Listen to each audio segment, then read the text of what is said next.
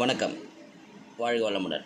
சமீபத்தில் வலைத்தளத்தில் படித்த ஒரு பதிவு ரொம்ப இம்ப்ரெசிவாக சுருக்கமாக இருந்தது. அதான் உங்களுக்கு சொல்லலான்னு ஒரு 3 முக்கிய கதைகள் என்ன சொல்லி தலைப்பில்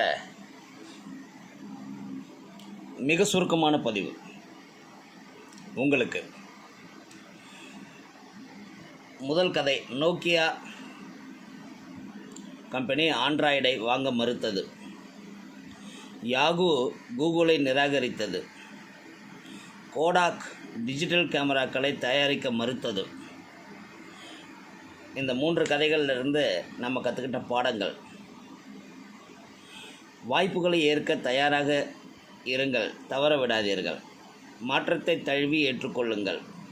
காலத்திற்கு தக்கவாறு நீங்கள் மாற மறுத்தால் நீங்கள் காணாமல் போய்விடுவீர்கள்.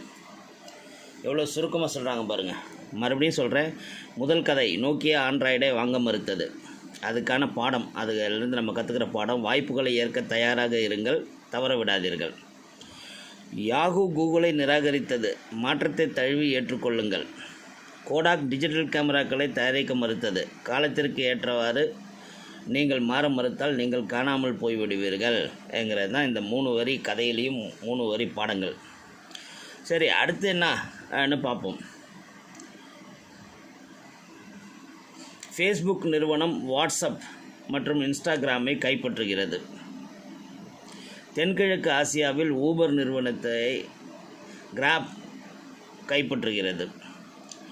இந்த 2 ஒரு வரி கதையிலையும் நம்ம கற்றுக்கிற பாடம் என்னன்னு பார்த்தோம்னா, உங்கள் போட்டியாளர்களை உங்கள் கூட்டாளிகளாக மாறும் அளவுக்கு சக்தி வாய்ந்தவர்களாக மாறுங்கள். வெற்றியின் உச்சத்திற்கு சென்று போட்டியை விரட்டுங்கள். புதுமையான முயற்சிகளை தொடருங்கள் என்கிற பாடங்களை இந்த 2 வரி கதையிலேருந்து கற்றுக்கிறோம். ஃபேஸ்புக் நிறுவனம் வாட்ஸ்அப் மற்றும் இன்ஸ்டாகிராமை கைப்பற்றுகிறது.